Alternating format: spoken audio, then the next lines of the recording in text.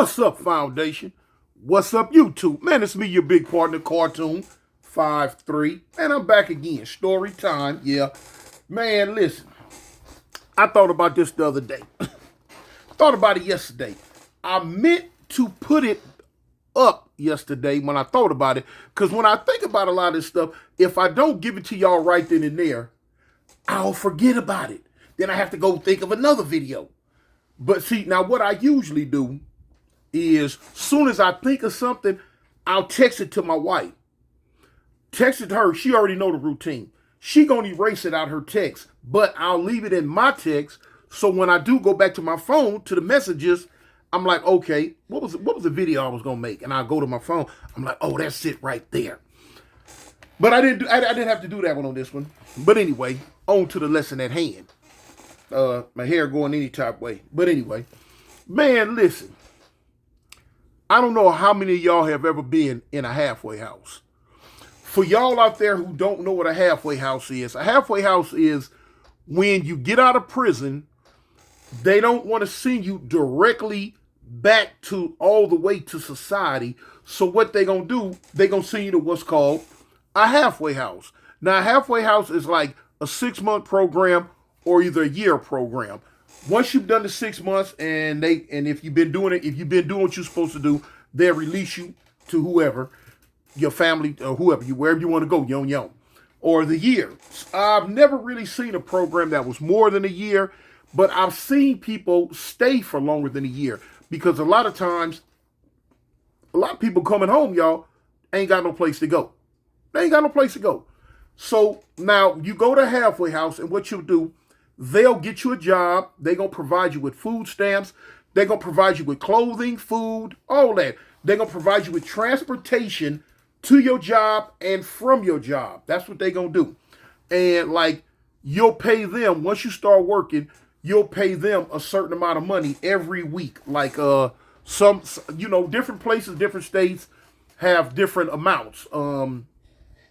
Where I was, it was like $125 a week. And that's how they survive. That's how you survive. And they pretty good programs. They are very, very good programs out there for you at the halfway houses. They have some very good ones in Alabama. The one I went to was very, very, very, very, very good. It was called Shepherd's Fold. It was very good. So anybody that got loved ones that are in the state of Alabama that are getting ready to get out and they looking for a good halfway house, you can check out one called Shepherd's Fold. Anyway, so now I was paroled. And then again, a lot of them are good enough and they will go to your parole hearing. They will go to the parole board and speak up for you because they have to keep a certain amount of people in these rooms in their program just to, make money, to make the minimum to where they can keep on functioning and they can make some money too. So they will go to the parole hearings sometimes and try to speak up for you if they have a good rapport with you. Y'all been writing back and forth, whatever, talking. And that's what Shepherd's Fold to do. Shepherd's Fold, they'll go. They were very instrumental in me being paroled when I went up for parole. So anyway, I ended up getting out. As you know, when I first got out, my mom, she was sick. So boom, I got out on a Monday. By Thursday, I was back in LA to see moms at the hospital. So boom, bang, stayed out there a week, ended up coming back. Immediately they got me a good job. Very good job, real good job. My first job was with this little hole in the wall like construction company. I remember we were downtown Birmingham. We were renovating a lawyer's office upstairs, downstairs. Knocking floors out, pushing ceilings back, all type of stuff. And it was cool. Now, granted, I was scared of heights. I didn't know I was scared of heights, but I was scared of heights, and it tested me real bad, y'all. It really, really tested me to the point to where one time, I climbed up this ladder going to the second floor. And I was scared. It took me a long time to get up that ladder. Once the ladder, it was a trip. It was leaned up against, you had to climb up a little higher and then put your foot over this rail and step down onto the second floor up there and go to work doing whatever work you had to do. Man, I was challenged. I was challenged bad to the point to where I went up that ladder and couldn't come back down. I was scared, y'all. I was scared. I couldn't get my foot over the rail onto the ladder, turn around, step up, turn around, step over onto the ladder, and back down. I was scared. The people couldn't talk me down. And white folks was looking at me like, man, who hired this fool? You know? What? Man, I was embarrassed. I was scared. And then I was like, man, hey, lunchtime came. Everybody leaving, going to lunch. I can't get down. I said, look, man, y'all go ahead and go to lunch. I'm cool. I'm going to make my way down. Just go. I just wanted everybody to leave. They left. Boom. I didn't make it down. I stayed up there for the rest of the work day. And at the end of the day, when it was imperative, when it was mandatory, I come down because I had to go back to the halfway house. I figured a way and made my way down, man. I was scared, but I made my way down. They had to come up there, man, and really, really help me. And so as time went on, I ended up leaving that job. I ended up working at a sawmill. That work right there, it was a little bit challenging for me. It took me down through there, y'all. It kind of worked me up real good. I ended up leaving that job. And I got the good job. I ended up working for a construction company called VSL. And from that company, I started working on the freeways. I started doing construction work on the freeways. Birmingham was being renovated. They was renovating their freeway system because they was getting ready for the World Games. And so I started working on the freeway. And boom, I remember the first day I went there. The people said, me and another dude from the halfway house was in orientation together, and there was a couple other dudes from the streets. And one of the white guy, the foreman, the first thing he said to it, he said, is there anybody in this room right now that has a problem with heights, that are afraid of heights? He looking at us. Now, of course, the money they was making, I wasn't finna open my mouth. Man, I was not finna say spit. Had to get this money. So I didn't say nothing. But man, so when didn't nobody say nothing, the dude was like, all right, good. Because we don't want this problem, because we will be working way, way up there. And he said, you're gonna be climbing up scaffolds. You're gonna be going up in the two-man lifts. You're gonna be hanging from beams and rails with nothing but your safety belt. You're gonna be on top of freeway parts, freeway bridges. You're gonna be up there. So if you're afraid of heights, this might not be the job for you. Man, I ain't gonna lie, man, my stomach was doing this. I was scared. But I wasn't finna tell him that. I told myself, I said, self, we gonna have to get over this. Because we ain't finna mess this money, y'all. Because your big old scary behind don't want to go up a few flight of stairs. That's what I told myself, y'all. I said, we're going to have to get over this one. And got over it, I did. Man, I started working. Now, when we first started working, we was at a prepping plant. Trucks would come in and we prep the pipes. You got some plastic pipes, and it's called welding. But you would think the first thing come to your mind when you think of welding, you think of like acetylene torches and TIG welding, MIG welding on metal. No. They have another form of welding. And it's plastic, these hard plastic, and you clamp them down, plank, and they come together, and you have a machine that goes around the part that's connected, melting the plastic together. And man, you'd be surprised when you melt it and let it dry, it hardens up and becomes stronger than any other part of the pipe, of the plastic pipe. The plastic pipe about this big around. It becomes stronger than any part of that. Very, very strong. And so you learn how to do that, man. And I was learning stuff I ain't never learned before. And that's what they would tell us when they was hiring, because they was hiring people left and right. We don't care nothing about your experience. We will teach you. The more experience you have, the more money you have. Now, of course, we were starting out at that time $18 an hour.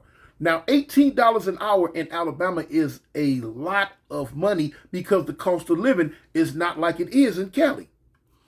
So, boom. I'm like, yeah, man, I'm getting it in. I'm learning. So now I would have to get up at like 3 a.m., 3 o'clock in the morning, and be ready to leave by almost like 3:45. We would get up.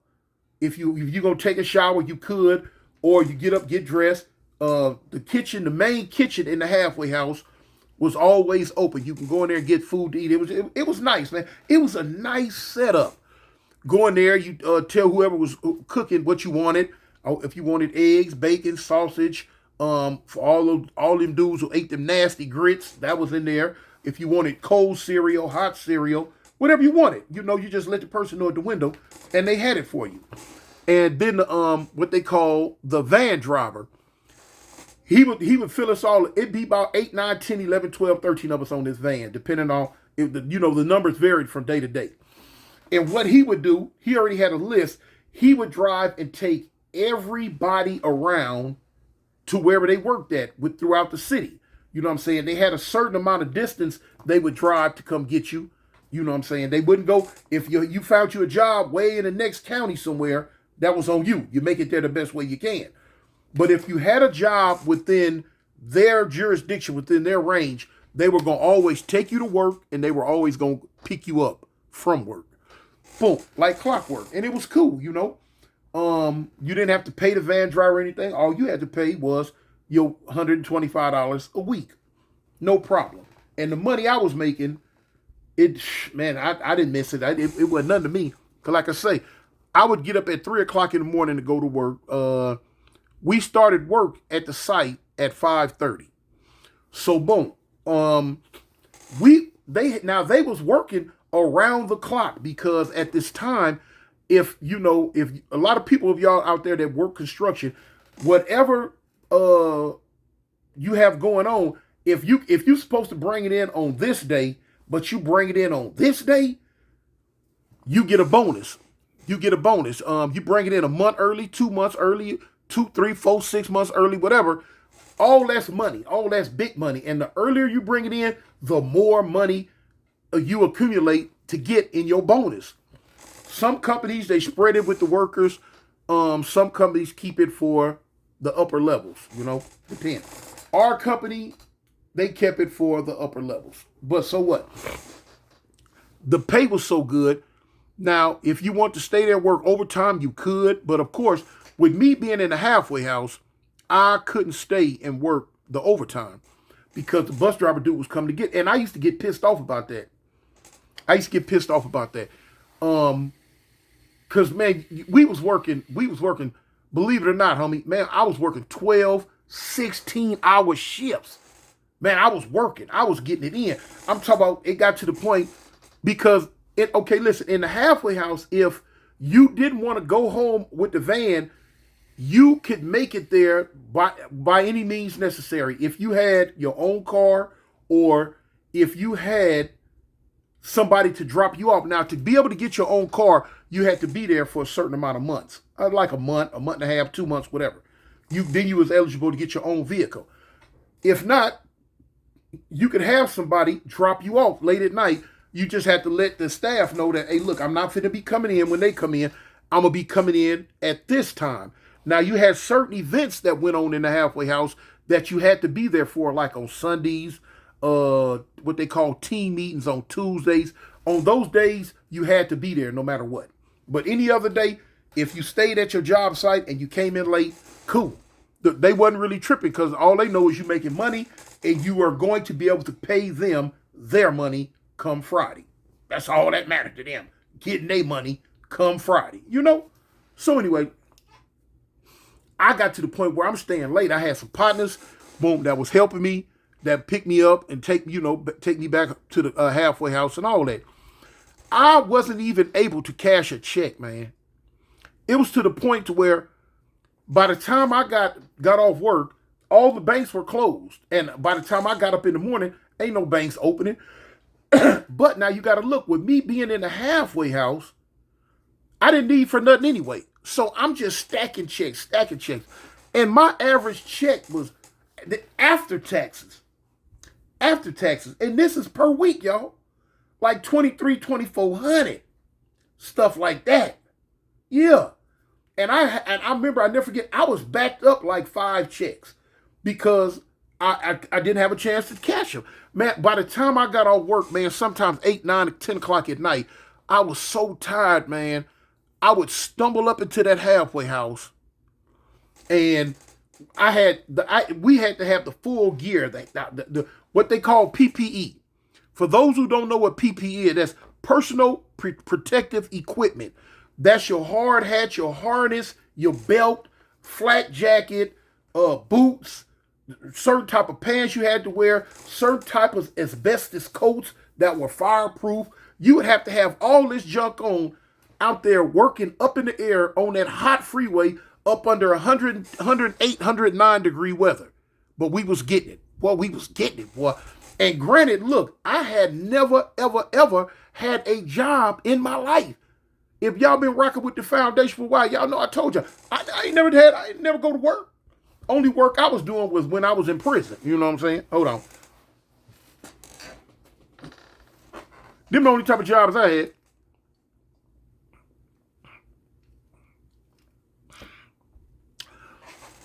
Sweeping and mopping and buffing them fools' floors in prison. But working in their kitchens and all that. But on the streets, no, You don't know about no job. So now here it is. I had finally stuck the concept in my head. I say, listen, man, if I could sit in prison all these years and go to work for 10 cents an hour, 15 cents an hour, why can't I come home and make 10, 12, 15, $16 an hour? You know, and I had to get that into my head. I had to make it work, make it make sense, you know? And so I did, man. I'm like, man, I'm finna work. And then, of course, you know, the Bible tell you, if a man don't work, a man don't eat. You know what I'm saying? You got to get up, get out, and get something. Don't let the ways of life pass you by, you know? So look, I'm out working good. Now, you got that you got that work van. You had a dude driving this work van that nobody cared for. Big old fat white guy. Nobody cared for him. Nobody didn't like him. I had to learn to get along with him. He was the Van Hitler. Yeah. He at one time was a parolee and to the halfway house. He stayed in the halfway house so long that when he made it off parole, they end up giving him a job there. So now it was several dudes that had permanent jobs there that were actually living there. The halfway houses, they have little apartments all around the city that they'll give to certain people, you know, to let them live in. Of course, you pay your rent and all that. So this fat fool was one of them. He aggravated everybody because now he would always threaten to put you off the van. Man, I'm going to put you off. You causing problems, I'm going to put you off. And the people would always side with him and back him up and his shenanigans. He was the type be driving, want to talk, and then you might get in a conversation with him because he don't like the direction that the conversation is going, or that he can't dominate the conversation. He gonna start an argument and then want to tell you, shut up. I'm gonna put you off. You causing a problem. Wait a minute, hold on, fool. Shut up. I'm gonna put you off. Now y'all gotta look at the mentality of a lot of these cats in the Alabama prison system, especially a lot of the black dudes that was on this van.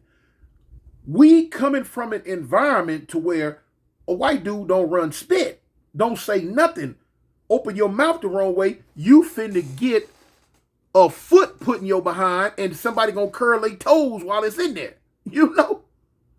So now here it is, you coming home to this dude thinking he really, really running something. And he had issues, he had problems, whatever. whatever type of degradable things that happened to him in prison. I guess he figured he was gonna come home and get his get back, you know.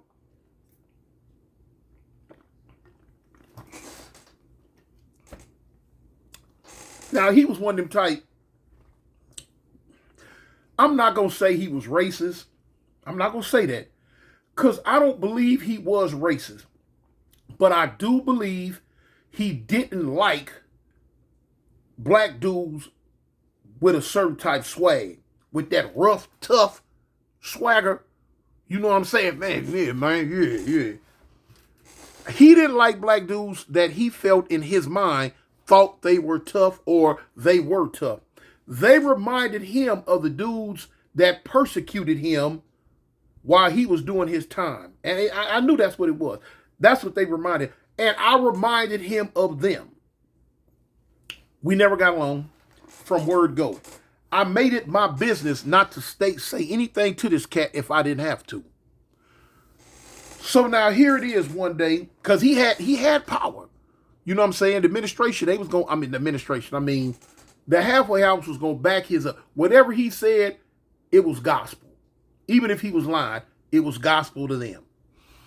So boom, one day, before I start getting other dudes to drop me off back at the halfway house, we coming back.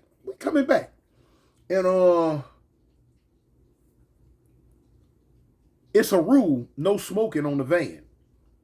It's a dude fired up a cigarette on the van, and I was like, "Hey, homie, ain't no smoking on the van. You smoking? Gotta wait till we get back." "Oh man, I'm firing up a cigarette, man, and woo. No, ain't no smoking on the van. Now the only reason why I'm saying something, now you know I'm the type, man. I'm a convict, homie. I mind my business. I don't give a dang what the next man do, unless what the next man does is infringing on my well-being. Then I'm gonna say something. Other than that, I'm not gonna say nothing. So now you firing up this hump. Well, it wasn't no hump. That's Cali talk for camels. Whatever kind of cigarette he fired up. He want to blow. I'm not finna smell that junk, man. I hate cigarette smoke. I don't like it. I don't like it at all. So boom, that's why I said something. So now me and him kind of go to passing words a little bit back and forth. Now I seen where dudes on this van get into arguments, confrontations, and all that all the time. The fat boy, the driver, you know, once he hear enough, he go, "Y'all better calm it down, sit it down. Y'all better stop, quit. Oh, I'm gonna put you off.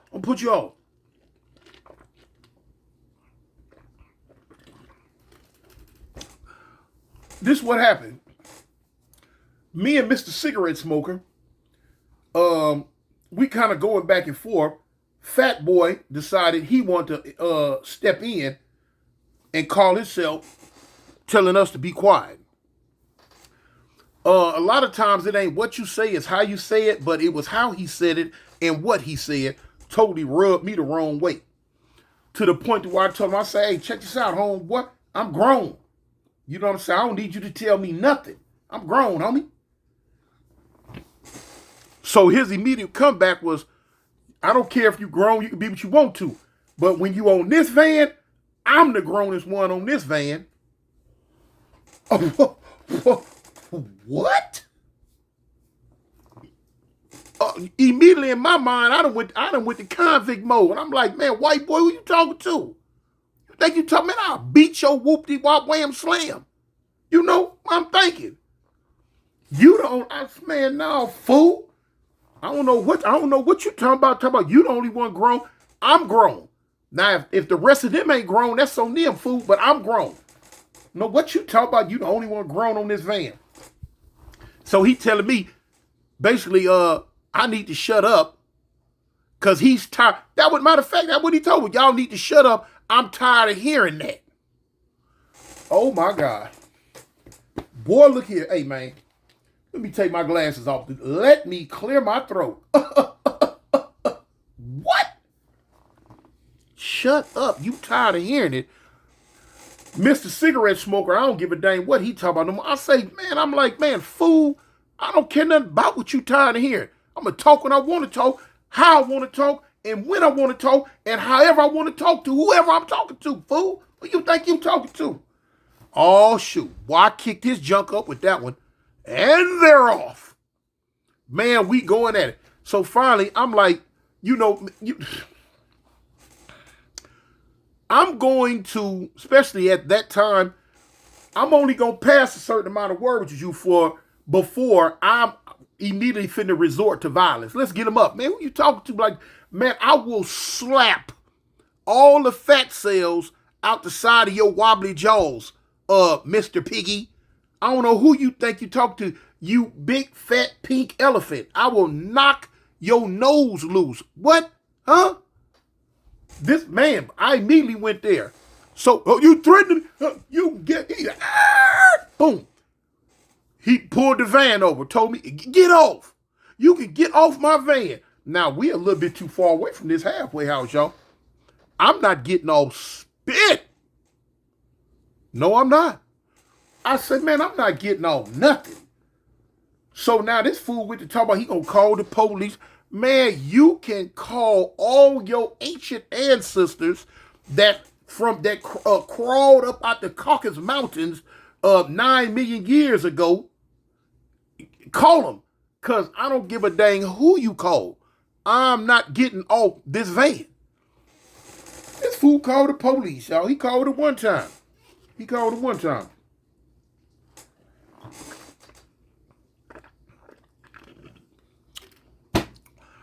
Then he called back to the halfway house, told him what was going on.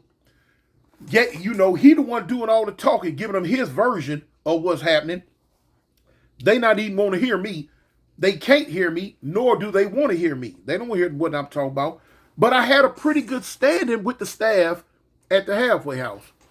And then they had so many complaints on Fatty that they know it was more than just what he was saying. The one time came. They came. Now, I ain't gonna lie, in the back of my mind, I'm like, man, shoot, I'm on parole. I ain't even been out a good 2-3, I ain't even been out 3 months yet. Here we go. So, boom. They came. They took the report from him. They told me I had to get off the van. Man. Now, I'm looking at these police. And I'm like, man, you know what? I'm contemplating not getting off this van. I'm contemplating getting off the van, but as I'm getting off the van, fire this clown head up real fast before they can grab me. But now I'm knowing if I do this, I'm going back to prison. When I tell you I'm hot, I'm so hot, I'm so mad. I'm to the point where I'm ready to go back to prison. Cause man, look, what? I'm finna whoop your big old fat honeymooners looking behind. Playing with the right one. Fool you. Man, good God Almighty. All that's going through my mind is, punk, if we was in prison. If we was in prison right now, I would be your worst nightmare. Period. I would be your worst nightmare. And you can't run. You can't hide. You can't go tell nobody nothing. You just got to sit there and be subjected to all the pain, heartache, and cruelty I put you through, fat boy. Playing with me. Man, I got off the thing.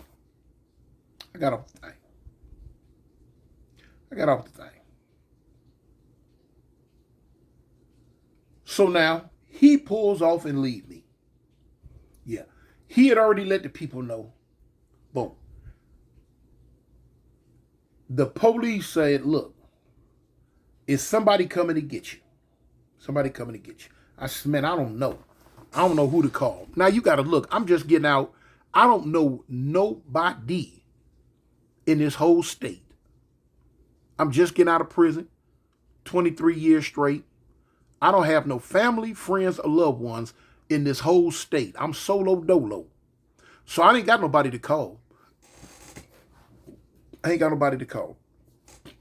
I called back to the halfway house and I say, look, man, what's going on? How we gonna do this? How we gonna do this? And they was like, we're gonna send somebody to come get you, but we're gonna have to have a sit down talk. Yeah, all right. They sent somebody to come get me. Boom, I get back. They had to pull me and Dr. Fattenstein into the office. You know, he gave his spiel, I gave mine. Boom, boom, boom, boom, boom. Now, of course, they was able to hear mine instead of just his, and they gave him a rundown. So my thing was, hey, look, man, at the end of the day, hey man, I'm a man. Ain't no another man finna talk to me how he want to talk to me like I sit down and pee. None of that. I don't know who he think he talking to. And of course, I say, man, especially him talking to me the way he talking to me, if we was in the pen, you couldn't even pay him to be in the cell next door to me, let alone talk to me how he talking to me out here. I say, look, man, I ain't been out of prison long enough to know how to cope with that. Everything's got to stay in its place with me still. I'm here, you're there, I'm there, here. Boom, boom, boom. Stay in your place, boy. Stay in your place. I'd have took everything you ever had from you if we was in jail. But now we out here on the streets. You think you want to run a little something, homie? I don't care about you driving no van. So anyway, we going through all this. And it was a lady that worked there, and she talking to me. She said, listen, you haven't been out that long. She said, you stayed in there long enough to pick up a certain type of mentality to where somebody like him can't talk to you a certain type way. Somebody like him bet not even walk across your path or they was going to be persecuted. I say, yeah. She said, you got to let that mentality go. You out here in the free world now. She said his type, and this was a white lady, y'all. She said his type, if you get into any type of confrontation, his type out here going to win. She said he might not win physically, but when the laws get involved, he's going to win. And I thought about it. I'm like, dang. I'm like, yeah, she right. I'm like, yeah, you right. She said, just be cool. She said, just do the best stay out of his way. And I did. I stayed out of his way. And the cold part about it, before I end up leaving that halfway house, me and Fat Boy got cool. We got cool. Still, right to this day, every now and then I'll go back up to the halfway house. Sometimes I go back up there to speak. Sometimes I go back up there. Certain dudes that might be up there, I'll offer them a job, like doing security if they have the size and height requirement. And it's a lot of times I go back up there just to see the people who own it because I got real cool with them. You know what I'm saying? And like I say, I can see Fat Boy right today. Toon, hey, how you doing? He's still there, y'all. Toon, how you doing, man? You back? I'm like, yeah, man, I'm back. You know, boom. How's everything going for? I'm like, man, it's going good, man. Everything, going. He like, yeah, man, we keeping it kind of full and blah blah blah blah blah. So that's how that ended, man. You never know, man. You might get off on the wrong foot with people sometimes, and if you bring it on way back around, tune that thing up and grow up a little bit mentally and start having a different outlook on life and understanding that everything ain't prison rules, you start looking at life a little bit different, man. You start seeing life a little bit different, man. You start respecting people a little bit more, Anyway, man, it's me, your big partner, Cartoon 53, man. Y'all stay safe out there, man. Tell the ones you love them. And always remember, man, at the end of the day, I represent the gangsters, homie. The Avalon gangsters. I'm out.